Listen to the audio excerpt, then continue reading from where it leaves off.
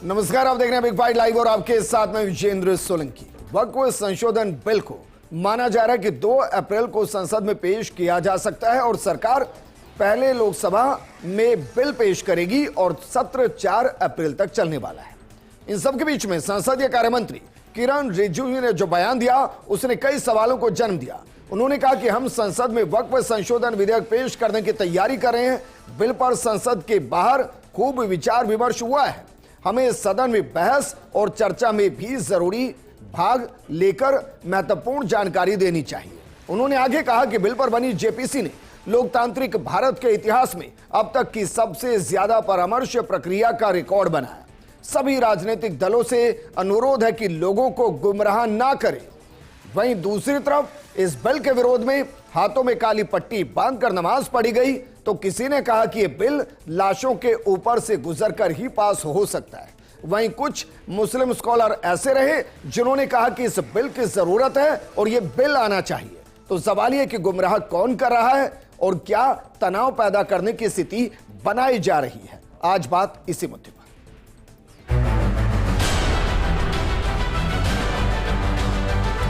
वक्फ कानून इतने सालों से चल रहा है और इसको गैर संवैधानिक बताना, अनकॉन्स्टिट्यूशनल, अनलॉफुल बताना, इससे बड़ा झूठ क्या हो सकता है।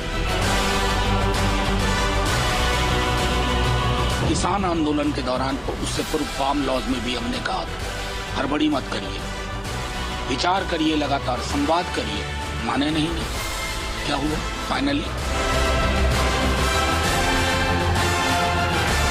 पिछले कुछ दिनों में जो बयानात देखने में आए हैं कि लोगों को ये जज्बाती तकरीर करके बताया जा रहा है कि आपकी मस्जिद छीन जाएंगी, दरगाहें छीन जाएंगी, इमाम बाड़े छीन जाएंगे, ये बातें सरासर गलत है।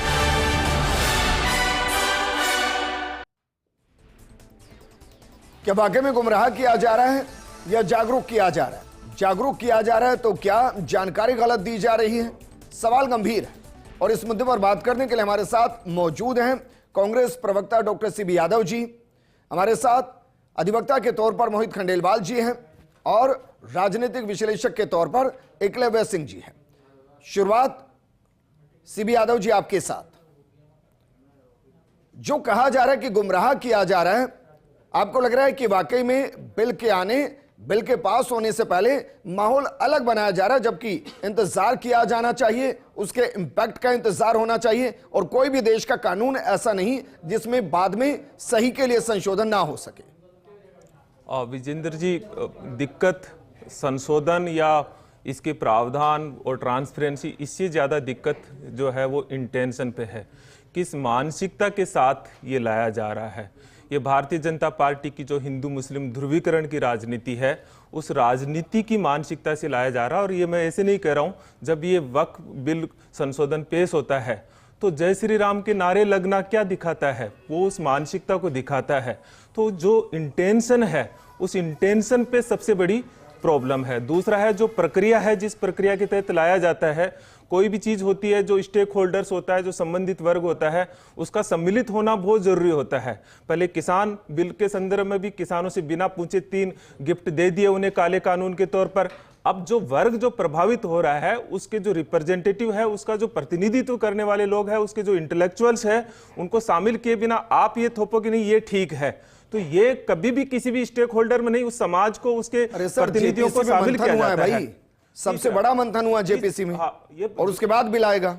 आप जेपीसी को भी नकार रहे हैं। और रही 3 कानून की बात, आप मुझसे ज्यादा पढ़ते हैं इसलिए मैं आपको बता रहा हूं। बाकायदा आपके लोकसभा के मैनिफेस्टो के अंदर तीनों का जिक्र था कि हमारी सरकार आ गई तो हम इसको लागू करेंगे। था या नहीं था? आपकी बात हो गई खत्म? हाँ, तो मेरी बात करनी थी। मैं जो कह रहा हूं, बिल बनने से पहले संबंधित स्टेक होल्डर्स को शामिल किया जाता है। जो जेपीसी तो बिल की जो संसद में पेश हो गया उसके बाद में जाता है। अब मैं जेपीसी पे आता हूं। जो जेपीसी है उसके भीतर जो संशोधन किए गए, एक तो अभी भी उसके भीतर जो आर्टिकल वाइज कोई डिटेल्स नहीं है। जो विपक्ष ने जो आपत्तियां दर्ज की वो एक भी शामिल नहीं है। और जो एनडीए की जो आपत्ति है, बीजेपी की 13 जो संशोधन है, 13 के 13 शामिल कर लिए जाते जाते हैं। इससे क्या दिखाता है? ये आपने सबसे बड़ी तो चर्चा कर ली कि हमने बहुत बड़ी उछल कूद कर ली है, लेकिन क्या आपने उसको कंसीडर भी किया है क्या? ये देखने वाली बात है। पूरी मीटिंगें जो है वो विवादित रही है, उसमें कोई लोकतांत्रिक प्रक्रियाएं नहीं रही है उस जेपीसी की मीटिंग में। तो ये जो दूसरा पक्ष है। और रही बात आप कह रहे हो कि हमारे कौन से बिल थे, क्या थे, आपको शायद बहुत गलत जानकारी है। आप किसान बिलों की बात मत कीजिए, उसके भीतर तो इस देश के महानायक ने जो है माफी मांगी है किसानों से, उस बात को तो छोड़ दीजिएगा। पर नहीं जा रहा हूं, आप अपने आराम से पन्ने पलटिएगा। हो सकता है लिखकर भूल जाते हूं भाई, हो सकता है मैनिफेस्टो किसी और ने बनाया हो, हो सकता है कांग्रेस का मैनिफेस्टो किसी और ने बनाया हो, आपको पता ना हो। नहीं, मुझे बहुत पढ़ लीजिएगा आराम से, मैं उस पर प्रॉपर प्रोग्राम कर चुका हूं सर। आपको सही जानकारी भाई मैंने प्रॉपर डिटेलिंग के साथ बताया है। आप मुझसे इस बारे में तो मत कहिए, आप या तो निकालिए विजेंद्र जी। आप लेकिन दूसरे मुद्दे पर आता हूं मैं। नहीं, आप किसका विरोध करें? वक्फ संशोधन बिल का विरोध कर रहे हैं, या आप चाहते ही नहीं कि एक वेलफेयर को लेकर कोई संशोधित बिल आए? किसका विरोध कर रहे हैं? हाँ विजेंद्र जी, बात खत्म होगी। दो चीजें होगी, इंटेंशन का विरोध है, दूसरी उस प्रक्रिया का विरोध है। कैसे चेक होगी भाई? कमाल कर रहे हैं। आपको बताया तो है, जब वक्फ बिल उससे क्या फर्क पड़ रहा है? जय श्री राम के नारे लगते हैं, फर्क पड़ रहा है? इस देश के भीतर ध्रुवीकरण के लिए तो कोई चीज जगह नहीं है ना। दो चीजें देखिए सर, उसी संसद के अंदर जय फलस्तीन भी कहते हैं। आप तो इंटेंशन खत्म हो गई। देखिए विजेंद्र जी, उसी संसद के अंदर सर डिबेट का सीधा तरीका होता है, विरोध करते हैं डिबेट का सीधा तरीका। आपकी ही नेता सर, आपकी ही नेता बाकायदा बैग लेकर संसद में जाती हैं। आप अपनी बात खत्म हो जाए तो आप डिबेट के लिए स्पेस दे। अरे सर भाई, आप कह रहे हैं तो मैं जवाब दे रहा हूं। नहीं, आप जवाब दे। क्या कहा? अरे विजेंद्र जी, जवाब देने के लिए तो भारतीय जनता पार्टी के प्रवक्ता होने चाहिए। आपने क्या कहा? इंटेंशन है। मैं कह रहा हूं कि आपके नेता जब फ्री पैलेस्टाइन का बैग लेकर जा रही होती हैं, तो वो क्या इंटेंशन दे रही होती है? ना आप यहाँ पे क्या इंटेंशन दे रही होती है? भारतीय जनता पार्टी के प्रवक्ता बताइए ना। मोहित खंडेलवाल, हर एक कानून का एक नियम होता है, संसद की प्रोसीडिंग होती है, और लोकतांत्रिक व्यवस्था के अंदर क्यों नहीं आ रहे? मोहित खंडेलवाल जी, लोकतांत्रिक सर जवाब नहीं होता है तो ये बातें करनी होती है। भाई आप अपना जवाब दीजिए ना। क्या फर्क पड़ रहा है बीजेपी से? कोई आ रहा है नहीं आ रहा? फर्क पड़ता है क्या उससे सीबी यादव कमजोर होते हैं? ही बीजेपी का प्रवक्ता हो जाएगा तो सर मैं पूछेगा क्या? भाई क्या मैं नहीं पूछ सकता कि प्रियंका गांधी जब फ्री पैलेस्टाइन का बैग लेकर जा रही है तो इंटेंशन क्या है? मोहित खंडेलवाल जी, लोकतांत्रिक व्यवस्था है सर, और देश संविधान से चलता है। लोकतांत्रिक व्यवस्था और संविधान से चलता है। भाई अगर एक भी प्रोसेस को डिनाई किया जाएगा तो चैलेंज होता है। आपको लग रहा है कि क्या वाकई में एक बिल कानून के रूप में आना चाहिए? बताया करो ना आप ये बातें। सीबी यादव जी मोहित, मेरी बात खत्म हो तो उसके बाद बात शुरू। भाई ऐसा नहीं है, ये तो मैं निर्धारित करूंगा ना सर, या ये भी आप निर्धारित करेंगे? बोलिए मोहित जी। बीजेपी का प्रवक्ता मोहित जी, देखिए आपने सही कहा कि कोई भी लॉ इस देश में बनेगा तो वो कॉन्स्टिट्यूशनल परव्यू के अंदर बनेगा। कोई भी स्टैट्यूट चाहे वर्फ अमेंडमेंट बिल हो या कोई नया बिल हो, वो जो कॉन्स्टिट्यूशन में राइट्स लेड डाउन है उसके बाहर आप ट्रेवल नहीं कर सकते। जो माइनॉरिटीज़ के राइट्स है वो फंडामेंटल राइट्स स्पेसिफिकली कॉन्स्टिट्यूशन में है। जो माइनॉरिटी इंस्टीट्यूशंस हैं उनको प्रोटेक्ट करने के लिए भी कॉन्स्टिट्यूशनल सेफगार्ड उपलब्ध है। तो जो भी बिल आप जो भी अमेंडमेंट लेकर आते हैं वर्फ एक्ट 1995 में, वो जो कॉन्स्टिट्यूशन के प्रोविजन से उसके पेरीफेरी में होंगे, उसके बाहर नहीं हो सकते। अब देखिए ये अपने को समझना पड़ेगा कि जो इंडिया कंट्री है इसमें जो वर्फ की वैल्यू है वो हाईएस्ट है across all the countries in the world. जितनी मेरी जानकारी है 1.2 लाख करोड़ की टोटल वर्फ की वैल्यू है। प्रॉपर्टी जो इंडिया में वर्फ की है वो 1.2 लाख करोड़ है। तो इतनी भारी तादाद में प्रॉपर्टी है और ये for the betterment of Muslim है। तो सरकार की भी ड्यूटी बनती है। इसमें इंटरेस्टिंग फैक्ट एक और है जी, बीते 10 सालों में वो दोगुनी हुई है जी, ये और इंटरेस्टिंग फैक्ट जी। तो सरकार की ड्यूटी बनती है कि इतनी प्रॉपर्टी है तो उसको सही से मैनेज किया जाए और वो माइनॉरिटी के हित के लिए बेनिफिट है। अगर सरकार ऐसा कानून लाती है कि ये प्रॉपर्टी जो है सही से मैनेज होती है तो इसका बेनिफिट कहीं ना कहीं मुस्लिम कम्युनिटी को भी मिलता है। ठीक बात है। तो इसलिए अगर ऐसा कोई इंस्टीट्यूशनल मैकेनिज्म डेवलप किया जाता है जिससे रिफॉर्म्स लाए जाए तो रिफॉर्म का विरोध नहीं होना चाहिए। विरोध आप क्लॉज का कर सकते हैं कि अगर आपने बिल में 10 अमेंडमेंट सजेस्ट किए तो 2 अमेंडमेंट विरोधाभासी है, इनको नहीं लेना चाहिए। पर हर अमेंडमेंट को विरोध करना ये गलत है। जहाँ तक इस बिल की प्रपोजल है तो बिल में काफ़ी अच्छे प्रावधान भी है। बिल में आपने प्रावधान किया है कि आप जो इनके ऑडिट कराएंगे, आप इनके जो रिकॉर्ड्स अच्छे से मेंटेन करेंगे, आप जो स्टेक होल्डर्स है उसकी जो रिप्रेजेंटेशन इंप्रूव करेंगे, जो मुस्लिम कम्युनिटी में शिया सुन्नी है और जो बैकवर्ड कम्युनिटी है उनको भी इंक्लूड करेंगे। तो ये सारे अच्छे रिफॉर्म्स हैं जिन्हें आपको वेलकम करना चाहिए। जी। कुछ कंट्रोवर्सीज भी है, कुछ मुस्लिम कम्युनिटी विरोध और भी अगर कर रही इसको है। चेक कर लिया जाए कि बीते 10 सालों में वक्फ की जो प्रॉपर्टी आई वो कहां से आई, जी। किसने दान की, जिसने दान की उसके रिकॉर्ड के साथ चेक कर Certainly। लिया जाए, अगर है तो है, नहीं है तो नहीं है। और ये भी इसमें प्रावधान है, अगर कोई प्रॉपर्टी गवर्नमेंट की थी और सब्सिक्वेंटली वक्फ की बन गई तो सरकारी संपत्ति को सरकार को लौटाया जाना गलत नहीं है। तो इसमें प्रावधान है कि अगर गवर्नमेंटल प्रॉपर्टी है तो कलेक्टर को ये अधिकार दिया गया वो तय करे कि प्रॉपर्टी किसकी थी। जैसे दिल्ली के अंदर इलेक्शन से तुरंत पहले 125 एकड़ जमीन वक्फ बोर्ड को दी गई। जी, चलिए वापस मैं आपके पास आऊंगा। अब्दुल लतीफ साहब भी हमारे साथ जुड़ गए हैं, सचिव हैं इंडिया मिली काउंसिल के।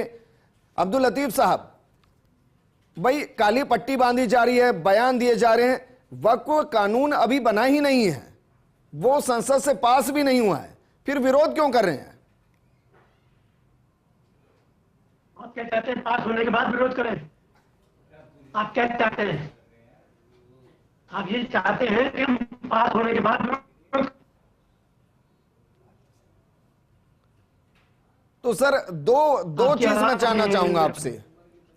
अब्दुल लतीफ साहब बिल्कुल सही कह रहे हैं भाई, वो दो हैं, दो नाम ले रहा हूं मैं। एक है धर्मगुरु इरफाहिम हुसैन जो कि अलीगढ़ के मुस्लिम स्कॉलर हैं, और दूसरे हैं अपने चिश्ती जो कि अजमेर दरगाह से, वो वेलकम कर रहे हैं। अब कहिए कि दोनों वक्फ के खिलाफ हैं और वो इसमें मोदी सरकार के टूल के तौर पर बयान दे रहे हैं। बोलिए सर।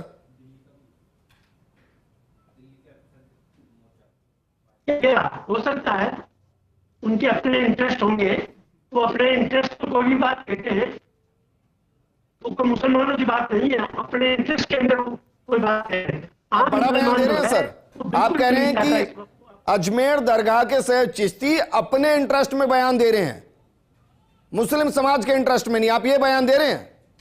वो वक्त का कोई ताल्लुक नहीं है, वो दरगाह वक्त में नहीं है अजमेर की। अजमेर की चले गए हैं, वापस जोड़ेंगे, कोई बात नहीं। लेकिन एकलव्य, क्योंकि जिस तरीके से कहा गया किरण रिजिजू की तरफ से कि भाई गुमराह किया जा रहा है, क्या वाकई में मुस्लिम धर्मगुरु, मुस्लिम स्कॉलर जो कह रहे हैं कि भाई जरूरत है अमेंडमेंट की, क्योंकि अगर अमेंडमेंट की जरूरत नहीं होती तो इस प्रॉपर्टी का बहुत बेहतर तरीके से इस्तेमाल हो सकता था, जो नहीं हो रहा है। अगर उसको करने के लिए, उसको सिंक्रोनाइज करने के लिए, मुस्लिम समाज के वेलफेयर के लिए अगर एक कानून आ रहा है और जो बीते 10-15 सालों में हुआ, अगर उसको सही करने के लिए कुछ आ रहा है, तो क्या वाकई में देश एक बार फिर से उस तरीके से हो सकता है जैसे CAA NRC के दौरान नजर आया था? देखिए विजेंद्र जी, एक बात समझना ज़रूरी है, चाहे हमारे सरकार कुछ कह रही हो, भाजपा कुछ कह रही हो, हमारे माइनॉरिटी मिनिस्टर कुछ कह रहे हो, ये सब एक बार के लिए छोड़ देते हैं। आप भी एक्चुअली बीजेपी के प्रवक्ता ही हैं, एंकर नहीं है, आप भी जो कह रहे हैं उसको भी छोड़ देते हैं। हम इस बात पे आ जाते हैं कि हमारे यहाँ से करीब 125 किलोमीटर पे अजमेर शरीफ दरगाह है, जो कि हमारे प्रदेश या देश नहीं पूरे विश्व के मुसलमानों के लिए एक बहुत ही पाक स्थल माना जाता है। उनके जो अजमेर दरगाह शरीफ के जो चीफ हैं, उनका नाम है हाजी सैयद सलमान चिश्ती। उन्होंने जो आज बातें रखी हैं उसकी 2-4 बातें आपके दर्शकों को बताना चाहूँगा कि उन्होंने साफ और बड़े स्पष्ट तौर पे ये कहा है कि ये जो संशोधन विधेयक लाया जा रहा है वो इसलिए लाया जा रहा है कि जो वक्फ एक्ट के जो वर्तमान प्रारूप में जो समस्याएं हैं उनका समाधान करना है। फिर उन्होंने बात करी है कि इसमें किस तरह की समस्याएं हैं, जैसे कि उन्होंने कहा है कि अब इसमें जिम्मेदारी तय करने का समय आ गया है। उन्होंने ये कहा कि जो मस्जिदों, कब्रिस्तानों और अन्य मुस्लिम स्थलों को छीनने की बात करी जा रही है, ये सरासर मनगढ़ंत हैं। उन्होंने ये भी कहा कि ये वक्फ का जो कानून है वो मुसलमानों का एक तरह से उनकी मदद करने के लिए बनाया गया था, परंतु वो उसके वर्तमान प्रारूप में नहीं हो रहा, तो उसमें इसलिए बदलाव करना आवश्यक है। उन्होंने कहा कि लगभग 9 लाख प्रॉपर्टीज हैं, 9 लाख एकड़ की प्रॉपर्टीज हैं जो कि वक्फ बोर्ड के अंडर में आती हैं, परंतु उससे जो आय होनी चाहिए वो नहीं हो पा रही, और इसलिए वो मुसलमानों के एक तरह से वेलफेयर के लिए नहीं लगाया जा सकता। तो ये समय आ गया है कि उसको इसमें ऐसे संशोधन किए जाएं ताकि वो रेवेन्यू जनरेट हो सके। दूसरा उन्होंने एक ये कहा कि इसमें देखिए एक ये बड़ी इंपॉर्टेंट बात उन्होंने कही कि इसमें जवाबदेही। भाई इब्राहिम हुसैन जो है अलीगढ़ के धर्मगुरु हैं, वो ये कह रहे हैं कि ये जांच होनी चाहिए कि कौन भड़का रहा है, कौन गुमराह कर रहा है। जी, उन्होंने देखिए इसमें बात करी है कि कुछ लोग हैं इसमें जो कि इसके वर्तमान प्रारूप में, जो कि एक तरह से बहुत लिमिटेड लोग इतनी सारी प्रॉपर्टीज को एक तरह से कंट्रोल करते हैं और इन प्रॉपर्टीज का दुरुपयोग की भी उन्होंने बात करी है। तो जब इस तरह का दुरुपयोग हो रहा है तो उन्होंने कहा है कि इसमें पारदर्शिता और जवाबदेही तय करने की आवश्यकता है। इसमें तो कुछ गलत है ही नहीं। ठीक। अब एक एंड में जो एक बात कहना चाहूंगा विजेंद्र जी, वो मतलब मैं समझता हूं कि आप देखिए कि अगर इसमें कोई कमी है तो आप उसको तर्कसंगत तरीके से बता दो कि भाई ये कमी है, या इस तरह से जमीन ले ली जाएगी या कब्रिस्तान ले लिए जाएंगे। लेकिन अभी जैसा कि आपने बताया भी कि कहा क्या जा रहा है, हमारी लाश के ऊपर से गुजर के ये बिल पास होगा। और आपको कुछ और बता देता हूं कि पिछले 1-2 महीने में जब से वक्फ संशोधन बिल की बात हुई है, क्या क्या कहा गया है कि जिस दिन हम, यहीं अपने जयपुर में कहा गया कि जिस दिन हम सड़क पे आएंगे, हमने अपने मुसलमानों को, युवाओं को कंट्रोल कर रखा है, तुम्हारी रूह कांप जाएगी। उन्होंने कहा है कि इस देश के मुसलमानों ने 1947 पे इस देश पे एक तरह से एहसान किया था, नहीं तो लखनऊ तक पाकिस्तान होता। मुसलमानों ने एक तरह से, मतलब जो अल्लाह हैं वो बुज़दिल और गद्दार लोगों को पसंद नहीं करते, और जो वक्फ अमेंडमेंट बिल को सपोर्ट करेगा मैं उनकी बात ही नहीं कर रहा हूं। उन्हीं के लिए तो इस्तेमाल हो रहा है ना कि जो गुमराह कर रहे हैं उनसे बचने की जरूरत है। जो कॉमन मैन नीचे है ना, इकलिबा, उसको कोई फर्क नहीं पड़ रहा है। अगर फर्क पड़ता तो आज इतनी प्रॉपर्टी के बाद वो सबसे ज्यादा संपन्न होते। आप बिल्कुल, लेकिन ऐसा नहीं है। लेकिन विजेंद्र जी देखिए इंपॉर्टेंट जो इसमें सीबी यादव जी, क्योंकि आप ये कह रहे हैं कि भाई इसमें मंशा बहुत महत्वपूर्ण है।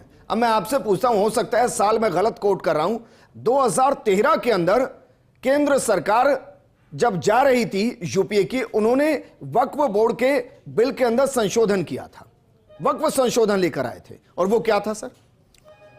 विजेंद्र जी, अभी जो राजनीतिक विश्लेषक के तौर पर भारतीय जनता पार्टी की बात रखते हैं, 4 मिनट बोला, मैंने काउंट किया, एक भी क्रॉस क्वेश्चन नहीं, मतलब आपको किसी बात से आपत्ति नहीं हुई। तो हम अभी खंडेलवाल जी बोले उनकी बात से आपत्ति नहीं हुई, तो फिर मेरी बात से आपत्ति क्यों हुई? तो नहीं, मैं विजेंद्र जी से कह रहा हूँ, विजेंद्र जी से कह रहा हूँ, तो मुझे भी एक स्पेस दीजिए बात रखने का। तो जो आपने 2013 का संशोधन बिल रखा, वो भी जेपीसी में गया, वो भी जेपीसी में गया था। उसमें विपक्ष के सारे जो पॉइंट थे उनको कंसीडर किया गया। तो ऐसा नहीं है 1954 में आया, फिर 1995 में संशोधन हुआ, 2013 में संशोधन बता दीजिए ना सर, बस आपको जानकारी हो, मैं यकीनन कह रहा हूं 2013 में जो संशोधन था, मैं नहीं टोकूंगा, ये नहीं बताएंगे, ये नहीं बताएंगे, बीच में नहीं टोकेंगे। सही कह रहे हैं सीबी यादव जी, मैं यकीन से कह रहा हूं, मैं आपको 2 मिनट 3 मिनट नहीं टोकूंगा। आप संशोधन बताइए क्या क्या। नहीं, आप, मैं जो बात कह रहा हूं ना, वो आप संशोधन से ज्यादा ये जो पूरी प्रक्रिया है वो पार्लियामेंट डिसाइड कर रही है, कोई व्यक्ति नहीं कर रहा है। आपने मंशा का सवाल किया था, मैं मंशा पे आ रहा हूं, कह रहा हूं आपको, क्योंकि उस संशोधन के बाद 2014 से लेकर 24 में प्रॉपर्टी दोगुनी हो गई। मेरी बात खत्म हो जाती है, उसके बाद करो भैया, बता ही नहीं रहे ना। ये कभी आप 4 मिनट तक उनको क्यों नहीं रोकते? मैं कह रहा हूं मैं 3 मिनट आपको भी नहीं रोकूंगा, 4 मिनट नहीं रोकूंगा, पूरा प्रोग्राम निकाल दूंगा मैं आप पर। आप संशोधन बताइए क्या क्या किए। मैं मेरी पार्टी का पक्ष रख रहा हूं, मुझे पार्टी का पक्ष रखना है ना, आपसे प्रश्नोत्तरी नहीं करनी है, ध्यान दीजिए। वही करने आए हैं सर? नहीं करनी है, मैं वही करने आए हैं, रखूंगा। मतलब ये है कि मैं सवाल ही ना करूं, आप फिर जो तय करके आए बोल लीजिए भाई। हाँ, अगर सवाल का जवाब ही नहीं देना तो जो तय करके आए बोलिए। जॉर्ज सोरोस ने जो लिख के भेजा है बस वही बोलेंगे, अगले बीच में नहीं भाई।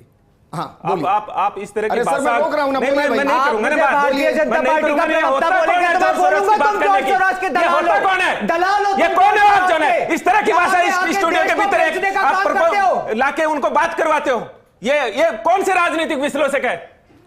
अगर आप इसी तरह की भाषा करके हमको यहाँ बुलाते हो, हम नहीं आएंगे यहाँ पे। तो भाषा उल्टी सीधी इस्तेमाल नहीं, आप तुम्हें स्पेशल अधिकार मिला हुआ है क्या? आपने तो मैंने एक टिप्पणी नहीं की है, आपने तो एक बात नहीं कही है, मेरी बात एक मिनट। अरे सर, कोई नहीं टोक रहा है। हाँ, कोई नहीं टोक रहा है। आपसे क्या बात ठीक है सीबी यादव जी, नहीं उठाएंगे, कोई डर नहीं लगता, नहीं उठाएंगे। एक मिनट भाई, एक मिनट लिखिए अपने पार्टी का प्रवक्ता है, कोई नहीं टोकेगा।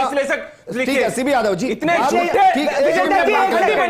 राजस्थान यूनिवर्सिटी में अध्यापक है और कांग्रेस का प्रवक्ता बन के बैठा हुआ है, कांग्रेस की बातें कराता है क्या? राजनीतिक विश्लेषक की बात कर रहा है कि मैं पार्टी की बात रखता हूँ। राजस्थान यूनिवर्सिटी में अध्यापक है, अनुमति देता है, कांग्रेस के पक्ष आपकी बात थोड़ी है, मुझे मेरा एक्ट अनुमति देता है, यहाँ व्यक्तिगत चीजें नहीं चलेगी। 1 मिनट भाई। हाँ, अब बोलिए सीबी यादव जी।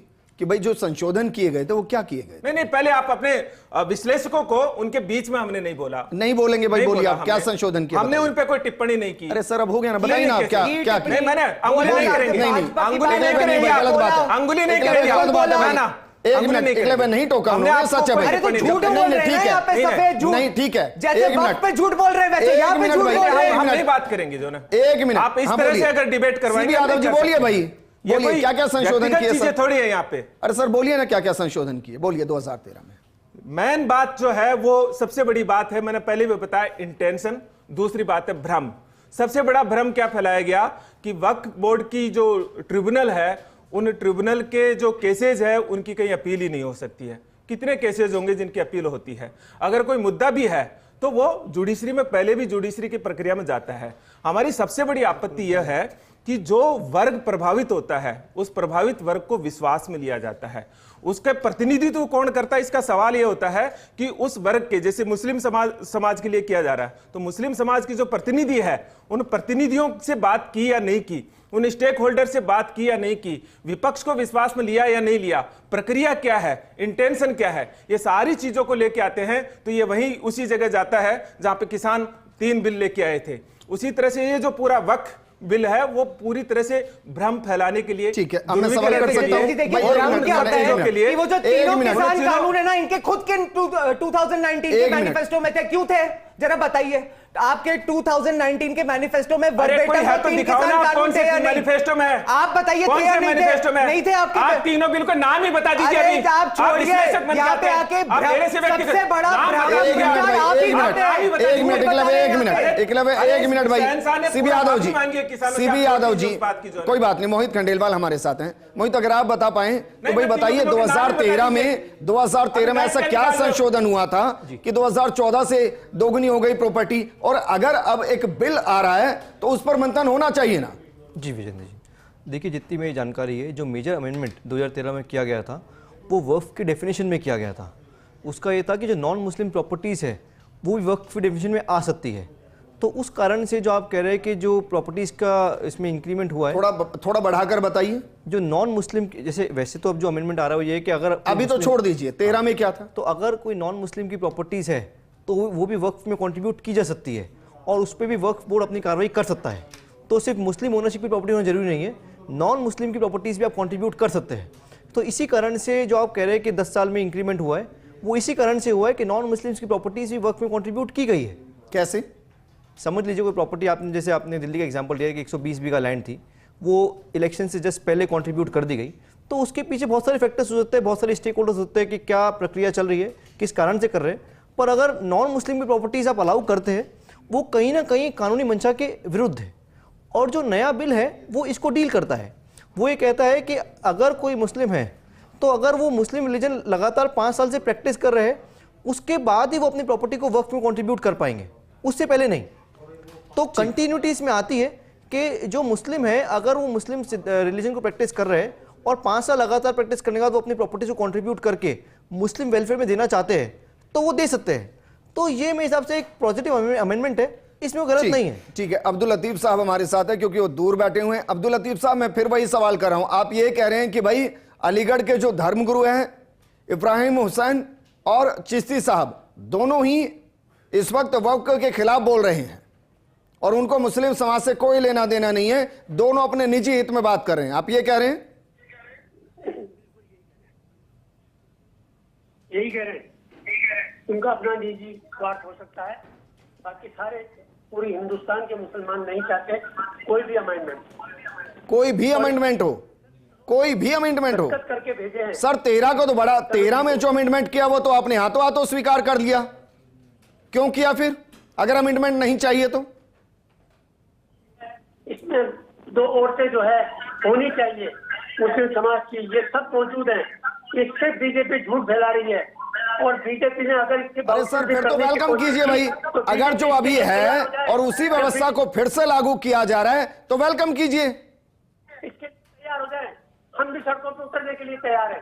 किसके लिए सर? आप इत्मीनान रखिए, आप जो है मीडिया के दम के ऊपर गलतफहमी फैला करके और जो बात करना चाहते हैं ये पब्लिक जान गई है। चलिए मैं आपसे पूछ रहा हूं, आरको साहब आपसे मैं पूछ रहा हूं, जरा बताइए, एमआई रोड से लेकर जितनी वक्फ की संपत्ति है, जिनकी वर्तमान में रेंट लाखों में होनी चाहिए, वक्फ ने कितने सैकड़ों में दे रखी है?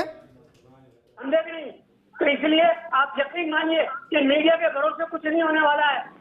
पब्लिक जान गई है, मीडिया को भी जान गई है और सरकार की नीयत को भी जान गई है, दोनों को जान गई है। सर मैं ये कह रहा हूं, मुझे अच्छा लग रहा है सर, क्योंकि आरको साहब मुझे लगा कि सुलझी हुई बात करेंगे। जब 13 में संशोधन आया आपने वेलकम कर दिया, जब 11 के अंदर सांप्रदायिक हिंसा एवं लक्षित विधेयक 2011 का ड्राफ्ट तैयार हो रहा होता है, तब भी आप विरोध नहीं कर रहे होते हैं, क्यों भाई? तो क्या ये ना कहूं कि आरको साहब सेलेक्टिव हैं? जब उनके मतलब की बात होती है, जब उनके व्यक्तिगत मतलब की बात होती है तो वो वेलकम करते हैं, और जब समाज के हित की बात होती है तो वो समाज के विरोध आते हैं। जबरदस्ती घूम रहा